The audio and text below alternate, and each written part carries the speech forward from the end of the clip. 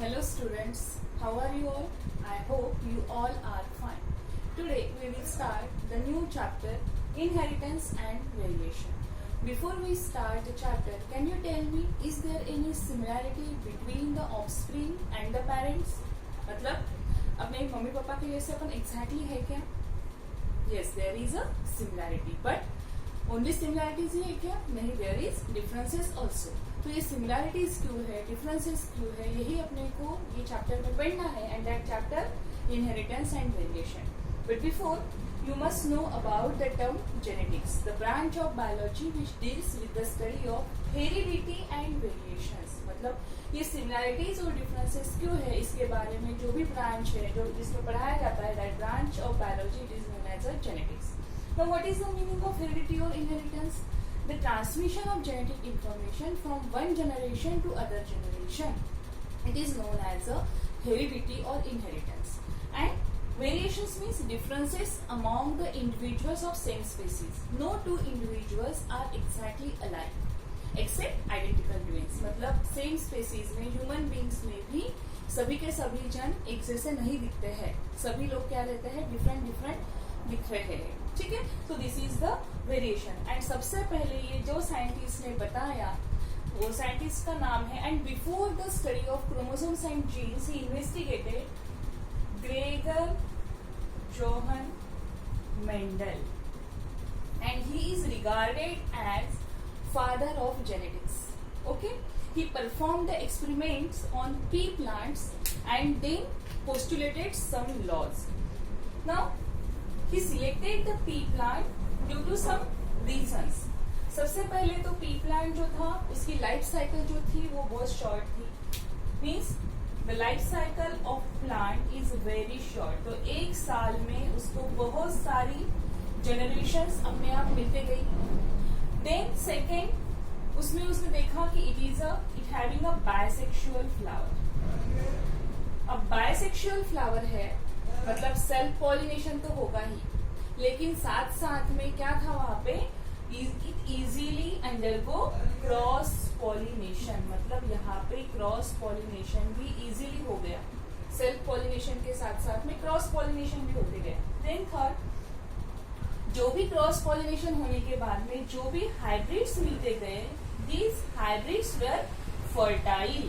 Fertile मतलब वो hybrid से भी फिर से अगर सेल्फ पॉलिनेशन करते गए तो उसको फिर से वो रिजल्ट मिलते गया. That's why he choose the P plant. And again the most important feature that this pea plants have 7 different contrasting characters existed in 2 traits. मतलब 7 different कैरेक्टर्स भी देखे, उसके बाद में उसकी प्योर वैरायटीज भी वो बनते गई. तो ये सब रीजंस की वजह से उसने पी प्लांट को चूज किया for his experiments. Then experiments तो हो गया, लेकिन उसको सक्सेस भी क्यों मिली? तो there are some reasons behind his success. The first, that is he carefully planned all his experiments and in a large sample. मतलब he performed the experiments on large sample. मतलब छोटे छोटे नहीं बहुत की, बल्कि ज्यादा क्वांटिटी में उसने एक्सपेरिमेंट्स परफॉर्म किए. बहुत ज्यादा क्वांटिटी में उसको प्लांट्स भी अवेलेबल हो गए.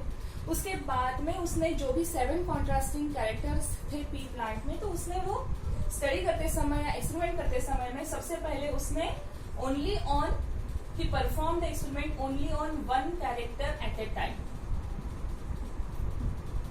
Only on one character at a time. मतलब 7 कैरेक्टर्स में से उसने एक कैरेक्टर को लेके 6 कैरेक्टर सेम, उसके बाद में सिर्फ एक कैरेक्टर डिफरेंस लेके 2 प्लांट्स में क्रॉस किया, और फिर कभी 2 कैरेक्टर डिफर थे तो 5 कैरेक्टर सेम रहते थे. इस तरीके से उसने एक्सपेरिमेंट्स परफॉर्म किया. And then he had succeeded in his experiments. And then the most important reason behind his experiment, that is the 7 different contrasting character is controlled by a single factor. मतलब एक character को control करने के लिए एक gene, दूसरे character को control करने के लिए दूसरा gene.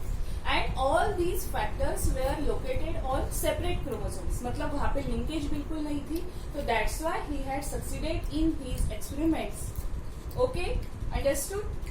And after his experiments he concluded that there is something which is inherited from one generation to other generation, and to that something he called the factor. And nowadays this factor it is known as a gene. Okay, a particular segment of DNA which is responsible for the expression of a particular character. मतलब for example अगर hair colour है तो hair colour के लिए वही अगर gene आता है, अगर ब्लैक कलर रहेगा हेयर का तो वही जीन वो क्या करेगा, उसको एक्सप्रेस करेगा अगर ब्लैक कलर का जीन रहेगा तो. Understood? So before we starting with the Mendelian inheritance और Mendelian experiments you must know about some genetic terminologies. And the first genetic terminology is character. अब कैरेक्टर मतलब क्या होता है कि for example a particular feature of an organism. For example अगर कोई plant है तो टॉल दिख रहा है, टॉल प्लांट है, बाहर से अपने को पता चल रहा है, सॉरी हाइट उसकी कितनी है, ठीक है, हाइट है, कितना लंबा है, कितना मोटा है कोई इंडिविजुअल, कैसे दिखता है, तो that is the particular character. For example अगर अपन प्लांट के बारे में देखते हैं तो height of plant, this is the character. And then second one that is the trait. अब जो भी कैरेक्टर रहेगा वो इनहेरिटेड हो गया है और जो डिटेक्टेबल है उसको अपन बोलेंगे ट्रेट. फॉर एग्जाम्पल अगर हाइट है प्लांट की, ये कैरेक्टर हो गया, लेकिन हाइट में भी दो डिफरेंट हाइट हो सकती है, whether that plant is tall और ड्वार्फ, तो this is the trait. For example in P plants, अगर अपन पी प्लांट्स की इसमें सोचते हैं, देखते हैं, तो these are the 7 different contrasting characters. तो seed shape, seed color, pod shape, these are all of the characters. Whereas round seed shape or wrinkled seed shape, they are the traits. Yellow or green seed color, they are the traits of particular seed color as a character. Okay. Then third है that is the factor. Factor means a particular factor. It is a particular unit which is responsible for the expression of character, and this term is coined first by the Mendel, and nowadays that term it is known as a gene. मतलब सबसे पहले उसने factor बोला और वही factor को अभी अपन क्या बोलते हैं, gene. Okay. Then next that is the allele. Allele किसको बोलते हैं, ठीक है, अपन ने तो बोल दिया कि जीन है, पर्टिकुलर सेगमेंट ऑफ डीएनए है और वो रिस्पॉन्सिबल रहता है, वो एक जनरेशन से दूसरे जनरेशन में जाता है. लेकिन अब अलील क्या है और अलीलोमॉर्फ्स क्या है? द टू और मोर अल्टरनेटिव फॉर्म ऑफ जीन. मतलब दो या दो से ज्यादा अगर कोई अल्टरनेटिव फॉर्म होंगे जीन के, उनको अपन बोलते हैं अलील और allelomorphs. And they occupy the same position on homologous chromosomes. तो अभी सबसे पहले अपने को देखना पड़ेगा होमोलॉगस क्रोमोसोम्स. अब होमोलॉगस क्रोमोसोम्स किसको बोलते हैं?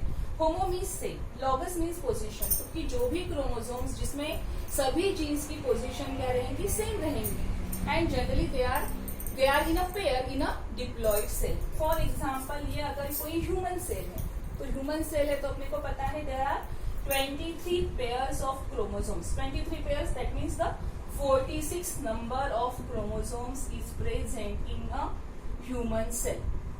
अब ये ह्यूमन सेल में से अगर मैंने कोई एक पेयर निकाल ली, 23 पेयर्स में से मैंने एक ऑटोसोमल एक कोई भी पेयर निकाल ली, तो सपोज ये अगर एक पेयर है, these chromosomes, these 23 pairs, they are like the pair of socks. जैसे अपने सॉक्स रहते हैं व्हाइट कलर की, दो उनकी एक पेयर रहेंगी, तो दोनों सॉक्स एग्जैक्टली सिमिलर रहेंगे. वहां पे अगर कोई डिजाइन भी रहेंगी तो वो डिजाइन भी एकदम एक जगह पे रहेंगी सेम.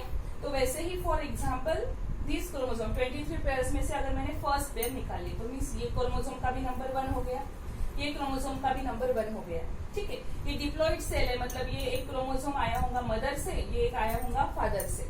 ठीक है, अब ये क्रोमोसोम्स के ऊपर में सपोज ये अगर पोजीशन है, this is known as the locus, ये पोजीशन. और अब ये पोजीशन पे पर्टिकुलर अगर सपोज हाइट के लिए अगर जीन प्रेजेंट है, यहाँ पे जीन किसके लिए प्रेजेंट है, हाइट के लिए, तो यहाँ पे भी जीन किसके लिए प्रेजेंट रहेगा, हाइट के लिए.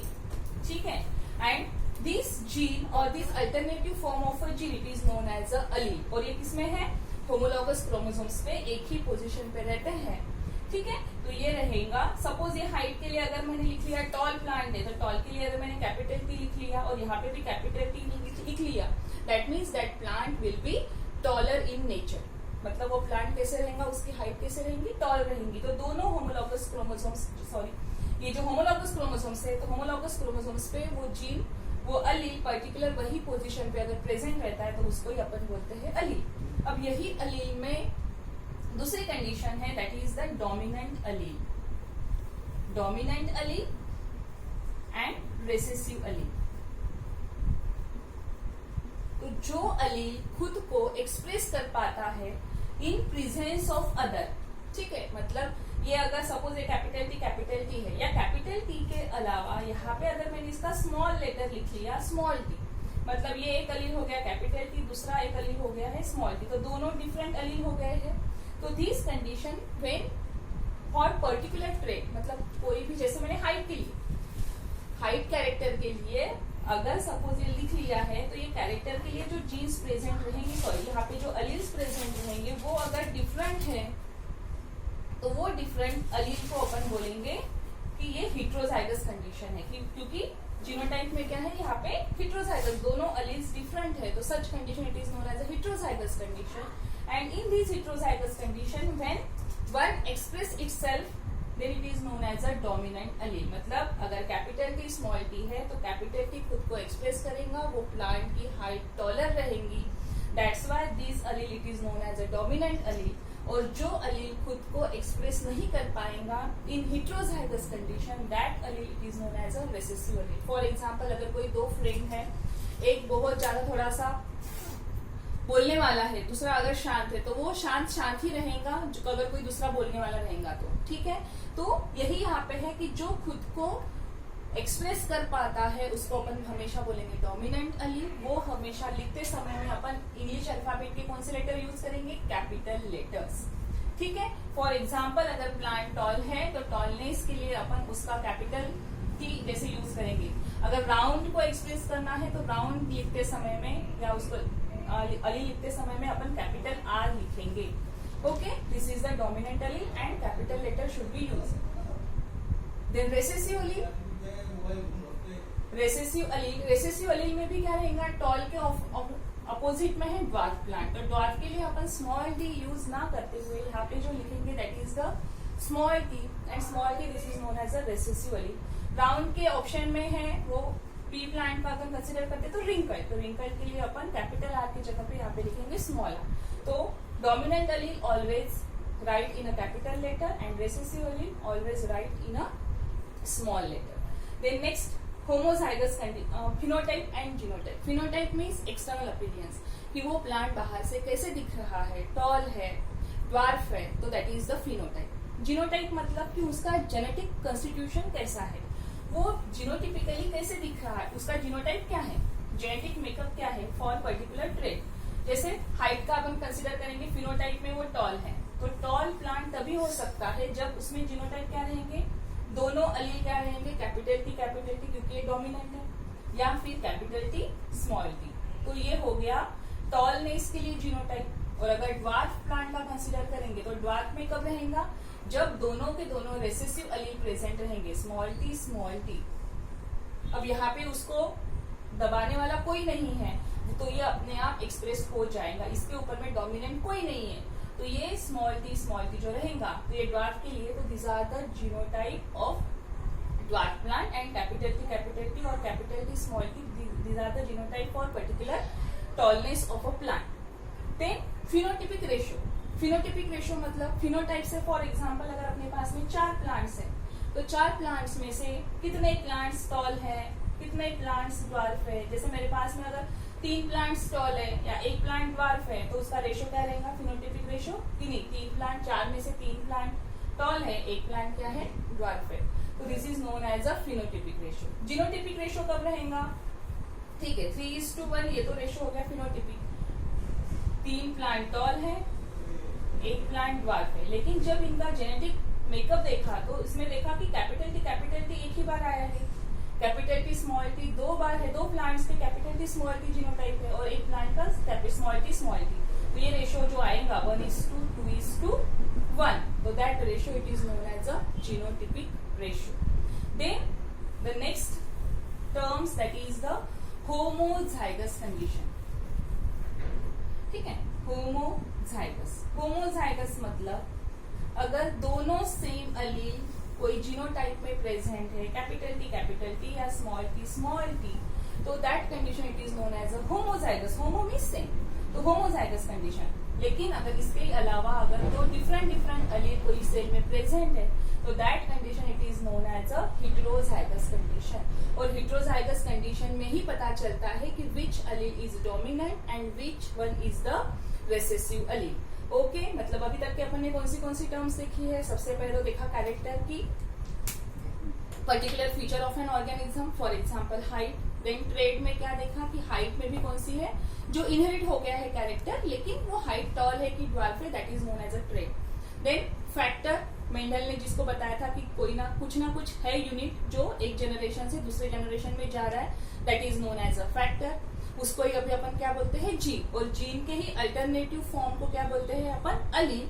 And generally they are present on a homologous chromosomes and occupying the same position for a particular character. मतलब पर्टिकुलर कैरेक्टर के लिए वो सेम पोजीशन पे ही दोनों एलील प्रेजेंट रहेंगे. वही एलील में से जो खुद को एक्सप्रेस कर पाएगा उसको बोलेंगे डोमिनेंट एलील, हमेशा लिखेंगे कैपिटल लेटर में. और जो खुद को एक्सप्रेस नहीं कर पाएगा in heterozygous condition, that allele it is known as a recessive allele. और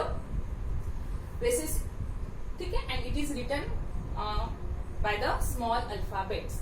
देन होमोजाइगस कंडीशन, जीनोटाइप में अगर दोनों एलील सेम रहेंगे तो that is known as a homozygous. और दोनों एलील अगर डिफरेंट है तो उसको बोलेंगे हेटेरोजाइगस कंडीशन.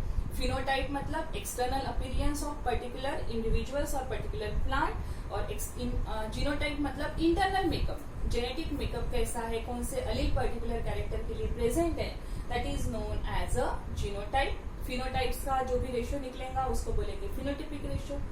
जीनोटाइप से जो रेशियो निकलेगा that ratio it is known as a genotypic ratio. Then next that is the pure line. Next term है that is the pure line. Pure line मतलब ऐसे प्लांट्स या ऐसी जनरेशन की जो हमेशा एक ही कैरेक्टर को एक जनरेशन से दूसरे जनरेशन में सेम कैरेक्टर को पास कर रही है. फॉर एग्जाम्पल अगर ये होमोजाइगस जीनोटाइप वाला प्लांट है और इसका क्रॉस अगर होमोजाइगस जीनोटाइप के साथ में हो गया तो यहाँ से जो भी प्लांट बनेगा वो भी क्या रहेगा, टॉलनेस के लिए ही रहेगा. यहाँ पे कहीं पे भी रेसेसिव एलील नहीं है, डोमिनेंट एलील ही दिख रहा है. या फिर अगर dwarf plant cross with dwarf plant then it forms a dwarf plant. मतलब सेम जीनो होमोजाइगस कंडीशन में अगर वो कंटिन्यू सेल्फिंग होते रहेगा then it forms a pure line. Then next term that is the monohybrid cross. Mono means single. कि अगर suppose दो plant है, सपोज ये मेल प्लांट है, फीमेल प्लांट है, और ये मेल प्लांट जो है ये टॉल है, फीमेल प्लांट जो है ड्वार्फ है. अब ड्वार्फ प्लांट ये भी होमोजाइगस है, स्मॉल टी है, और ये कैपिटल टी है. अब इनके इसमें जब क्रॉस होगा तो क्रॉस होने के बाद में यहाँ पे जो कमिट्स बनेंगे कैपिटल टी, स्मॉल टी. और तो this is known as a monohybrid cross. कि suppose if we consider the pea plants, तो पी प्लांट्स में कितने कॉन्ट्रास्टिंग कैरेक्टर्स है, 7 डिफरेंट कॉन्ट्रास्टिंग कैरेक्टर्स. तो मेंडल ने जब एक्सपेरिमेंट किया तो उसने क्या देखा, क्या किया उसने 7 डिफरेंट कॉन्ट्रास्टिंग कैरेक्टर्स में से दोनों प्लांट्स में जो एक मेल प्लांट फीमेल प्लांट लिया था उसके 6 कैरेक्टर्स बिल्कुल सेम थे और एक कैरेक्टर डिफरेंट था, वो था हाइट. एक प्लांट की हाइट टॉल थी, दूसरे प्लांट की हाइट ड्वार्फ थी. और तब जाके उसने जो क्रॉस किया that cross it is known as a monohybrid cross. और ये मोनोहाइब्रिड क्रॉस में से अपने को जो नई जनरेशन मिलेंगी that generation it is known as a F1 generation or the first filial generation. This is the hybrid generation है. ये प्योर जनरेशन का जब क्रॉस हो गया और नया मिल गया that is the hybrid generation. And this generation it is known as a F1 generation. और यही F1 जनरेशन का अगर अपन फिर से सेल्फिंग किया, फिर से सेल्फ पॉलिनेशन उसमें हो गया और इसके बाद में जो जनरेशन आएंगी that generation it is known as a F2 generation or the second filial generation. Okay, then next है that is the checkerboard or Punnett square.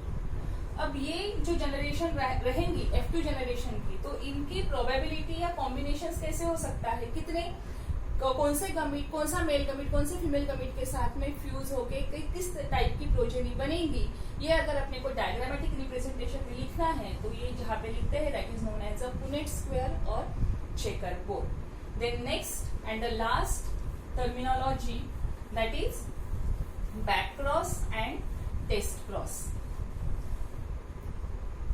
Back cross and test cross. अब back cross मतलब suppose F1 generation मिल गई अपने को, this is the F1 generation और these are the parents.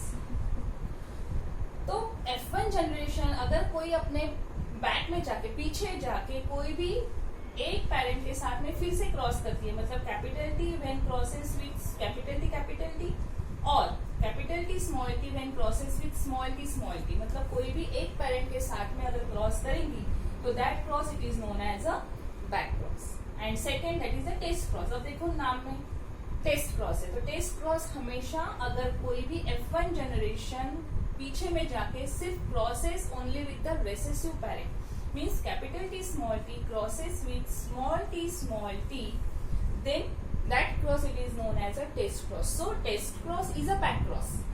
Okay, test cross मतलब भी back cross ही हो गया है, but every back cross is not a test cross. मतलब हमेशा back cross कर रहे हैं मतलब test cross ही कर रहे हैं ऐसा जरूरी नहीं है, क्योंकि back cross में dominant parent के साथ में भी कर सकते हैं या recessive parent के साथ में भी कर सकते हैं, लेकिन टेस्ट क्रॉस में हमेशा F1 जनरेशन जो भी रहेंगी वो क्रॉस हमेशा किसके साथ में करेगा, रेसेसिव पेरेंट के साथ में। और क्यों करेगा, to check the genotype of this F1 generation. अगर अपने को पेरेंट का जीनोटाइप पता है लेकिन F1 जनरेशन का जीनोटाइप बिल्कुल पता नहीं है, so for to testing the genotype of F1 generation, this F1 generation crosses with the recessive parent, then with the help of the ratios or the phenotypic and genotypic ratios, you can calculate that this F1 generation it is of whether it is a homozygous condition or it is in a heterozygous condition. Okay, understood? Now in next lecture we will study about the monohybrid cross and the Mendel's laws. Thank you.